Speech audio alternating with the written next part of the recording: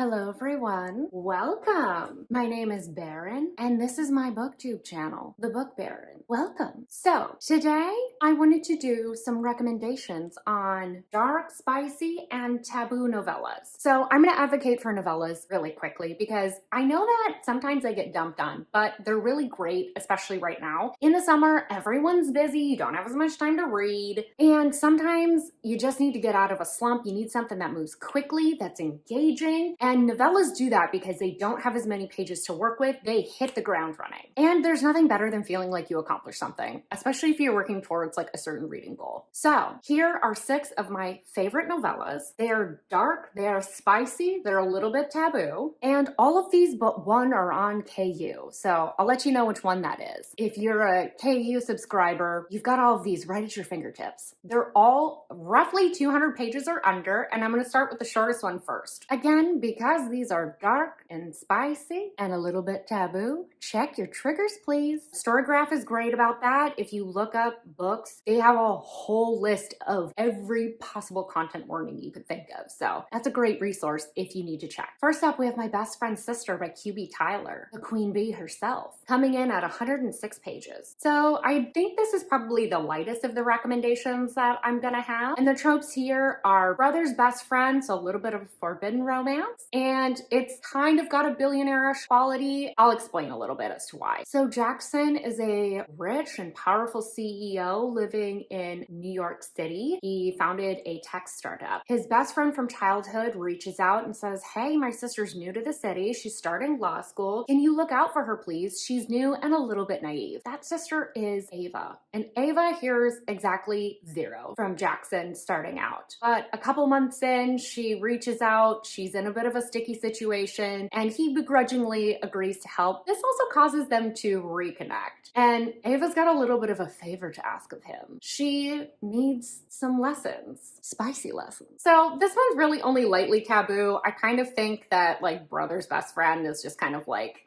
when it comes to forbiddenness. But if you're wanting something short and spicy and not a ton of plot, this is a great book. I was actually surprised with how much QB was able to do with such a short amount of book though, in terms of relationship development. So I was pretty impressed. Next up, I don't think I can go a single video without mentioning my Lord and Savior, Madame Harley LaRue. She's got a novella called The Dare. It clocks in at 141 pages. So The Dare is a novella that's part of the Losers duet. It can be read as a prequel or sort of like during the duet, but I read it as a standalone initially. And the tropes we have going on here: enemies to lovers, a little bit of a bully romance, it's new adult, opposites attract. So what do we have going on here? Jessica, she's not a very nice girl. She was very popular in high school. She was a cheerleader. She was the queen bee, and she's pretty aware of her position and how to hold and maintain it. And despite graduating, she's still clinging to this facade. While in college, she decides to attend a Halloween party back in her hometown, and she runs into Manson Reed. He's a little bit of a freak, shall we say, that she used to bully. He's an outsider. He didn't really fit in this small town, and he was picked on quite a bit. He's a little bit of your dark emo kid. So Jessica and Manson end up playing a game of beer pong, which is sort of like drink and dare. And unfortunately for Jessica, she ends up losing this game, which means she has to be Manson's for the evening. And he starts playing some pretty kinky games with her. So the thing that I like about this one is it covers just about 12 hours. It's not one of those books that's trying to stuff an entire novel into fewer pages. It really is just capturing this one point in time with these 2 people. And there's a surprising amount of consent in this, although it might not sound like it. Also, fair warning, there's clowns in here. That caught me off guard. I didn't like that. This one's definitely the kinkiest of the recommendations, I would say. And this is the one that's not available on KU. It was actually banned, so a digital copy isn't available, but I'll leave a link to Barnes & Noble where you can buy it digitally there. All right, next up, Filthy Gods by R. Scarlett, clocking in with a page count of 168. This is technically a prequel to a series, but from my understanding, R. Scarlett isn't writing anymore. I guess she encountered some bullying in the community, so that's sad, but this novella is fantastic. So we've got billionaires, we've got rivals to lovers, and it's a little bit more of a new adult feel. This is taking place during a summer during college. So Julia Juliet is a scholarship student at Yale, and she's fought tooth and nail to be where she is. She's constantly jostling, though, with Nathaniel, who's her total opposite. He's rich, he's breezed through life, and he loves to just get under her skin. Over the summer, Juliet decides to work at a country club that promises a lot of connections with very prominent people,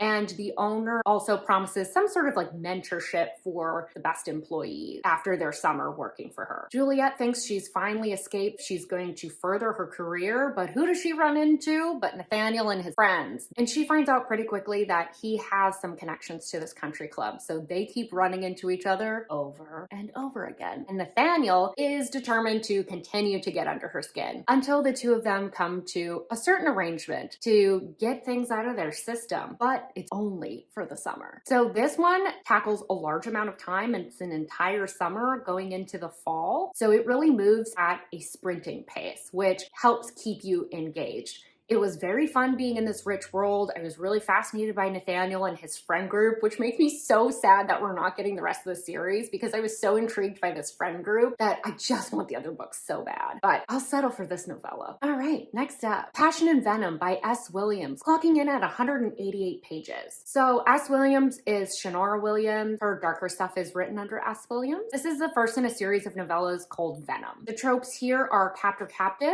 and mafia. Gianna just got married, but on her wedding day, her mafia don husband is shot. He's not just shot, he's like super dead. Anyway, back to what I was saying. And she is taken captive by a rival group. She is caged and she is treated absolutely horribly. The man behind her husband's hit doesn't realize that he actually knows who she is. When he put the hit out, he just knew he was taking out a rival. When he figures out who she is, he immediately pulls her out of this situation and makes her a slightly different offer, one that she really isn't in a position to refuse. And it requires her to fully submit to his control. This is probably the darkest of the bunch, I would say. It was my introduction to dark romance. I remember reading this on an airplane. Don't recommend that, but I did it. I remember reading it and being like, am I allowed to like this? Am I allowed to appreciate this type of romance? But appreciate it, I did. All right, we've got two more, folks. A Lesson in Blackmail by K.D. Robichaud, coming in at 186 pages. So this can be read entirely as a standalone. I didn't realize it was actually part of two series. So it's technically book 6 out of 9 in Katie's Club Alias series. It also crosses over with it's not really a series, it's more like a group of books that a bunch of authors have written in this world, kind of similar to Midnight Dynasty, called the Black Mountain Academy, which is this like rich private school.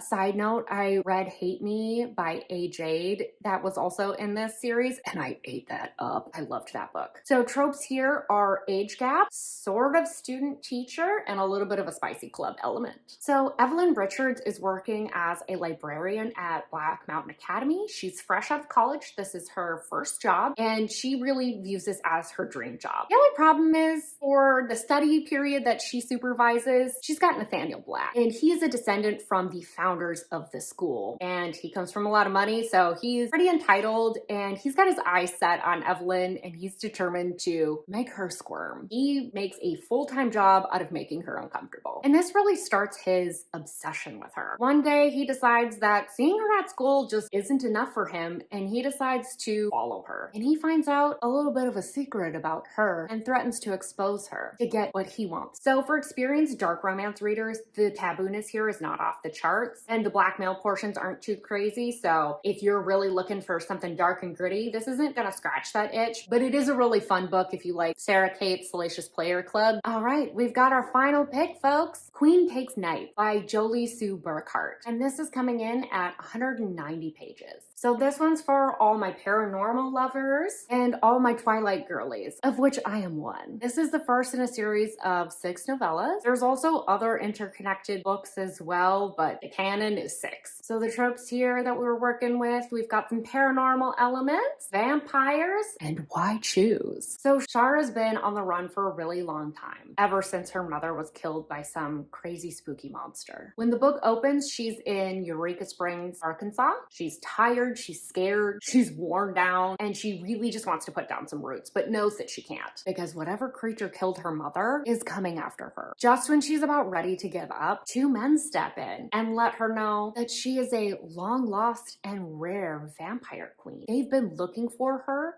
for years. And she finds out that they're her knights. They're also called Blood, and their names are Ulrich and Dare. They very quickly have to figure out how to get control over these new powers she has and protect her from the monster that's been hunting her for so long. Also, now she has to navigate this new political landscape of vampire queens who want all the control and all the territory and don't like that there's another vampire queen. So I would say out of all of the novellas that I've talked about, this probably has the strongest plot. It is still very spicy, but it does have the strongest plot and the most in terms of political landscape just because of the fantasy elements. And I would also recommend not reading all 6 novellas back to back just because they do start to feel a little bit repetitive. So these are good to sprinkle in between other books that you might be reading. And that, my friends, is 6 dark, spicy, and taboo novellas that I love, that I hope you love, that I hope helps get you out of your slump. But with that, thank you so much for being here. Like this video if you liked it. Comment something down below. Do you have other novella recommendations that are dark, spicy, and taboo? Anything that helps people get out of a reading slump? And don't forget to subscribe. I keep mentioning it on videos, but I am still new. I know, it's shocking. Such quality content. You're welcome. All right, with that, I hope you're having a wonderful day, and I hope to see you on my next video. Bye.